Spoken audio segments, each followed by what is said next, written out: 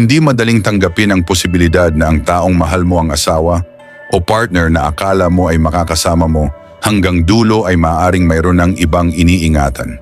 Kapag pumasok ka sa relasyon, buong tiwala, oras at puso ang ibinibigay mo.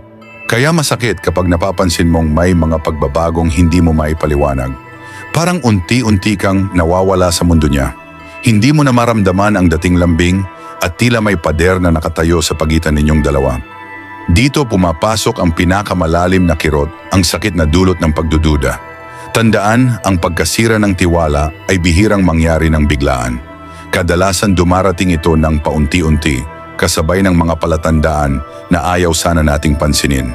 Kaya kapag ramdam mong may mali sa takbo ng relasyon ninyo, huwag mo itong isawalang bahala. Hindi para saktan ka agad, kundi para mapangalagaan mo ang sarili mo.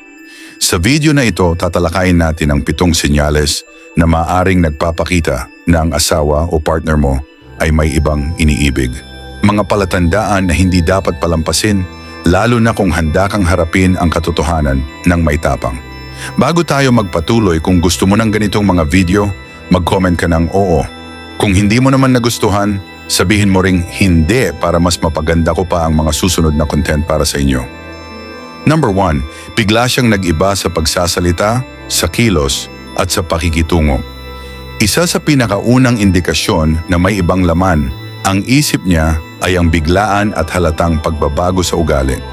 Kung dati bukas siya sa kwento, maalaga, masigla at interesado sa maliliit na bagay na ginagawa niyo, ngayon ay parang laging mainit ang ulo, tahimik o mailap. Kapag tinatanong mo kung may problema, sasabihin niyang wala pero alam mong meron.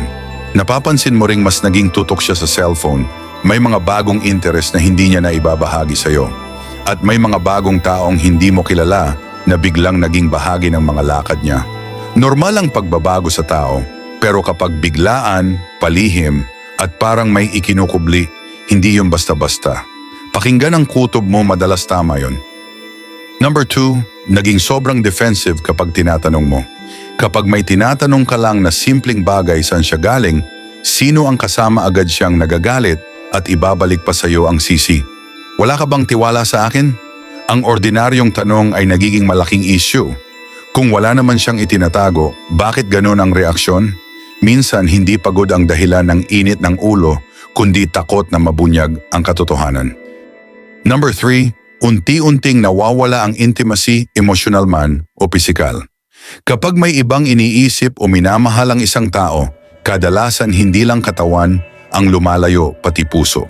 Ang dating yakap, lambing at pag-aalaga ay napapalitan ng pananahimik at paglayo. May mga dahilan ang pagkawala ng intimacy tulad ng stress at pagod. Pero kung paulit-ulit mo nang sinusubukang kumonekta at wala kang nakukuhang tugon, maaaring iba na ang pinaghahatian ng emosyon niya. Tama ang stoicism, may mga bagay na hindi mo makokontrol. Pero tungkulin mo ring malaman kung ano ang tunay na nangyayari sa relasyon niyo, hindi dahil sa selos, kundi dahil sa pagpapahalaga sa sarili mo. Number 4, may mga kaibigan siyang ayaw ipakilala sa iyo. Madali niyang mabanggit ang pangalan ng kaibigan, pero kapag gusto mo silang makilala, biglang nag-iiba ang tono niya.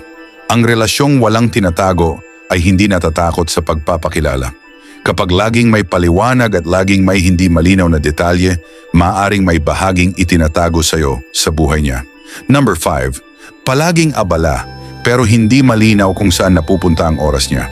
Dati kahit gaano siya ka-busy, may panahon pa rin siya para sa iyo. Ngayon, laging may dahilan pero hindi mo maintindihan kung ano talaga ang ginagawa niya.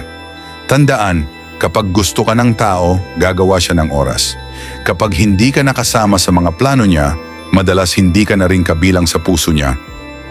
Number 6, bigla siyang naging sobrang conscious sa itsura niya. Natural ang pag-aalaga sa sarili. Pero kung biglaan ang malaking pagbabago, bagong pabango, bagong damit, mas maingat sa itsura at hindi naman ito para sa inyo o sa sarili niyang confidence, may posibilidad na may iba siyang gustong mapahanga. Hindi ito automatikong ebidensya, pero kung kasabay ito ng ibang senyales, nagiging mas malinaw ang larawan. Number 7, tila wala na siyang pakialam kung masasaktan ka. Ito ang pinakamasakit.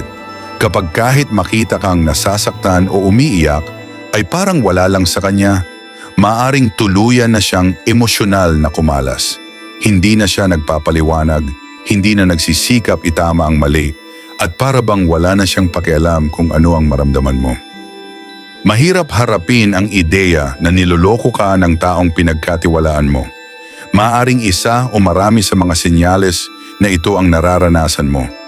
Ngunit higit sa lahat, ang mahalaga ay maging handa kang harapin ang totoo kahit masakit para sa kapayapaan mo. Hindi mo kontrolado ang ginagawa ng partner mo, pero hawak mo pa rin kung paano ka tutugon. Kung mapatunayan man na may iba na siya, huwag mong hayaan na gumuho ang pagkatao mo.